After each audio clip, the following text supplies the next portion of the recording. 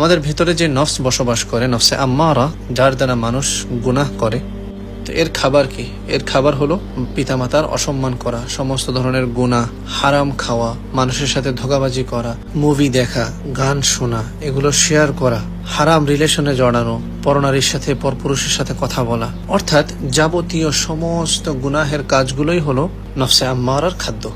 আরেকটা হলো খাওয়া দাওয়া করা। আর যে নফসে মুতমাইন্না আছে, এর খাবার কি? এর খাদ্য কি?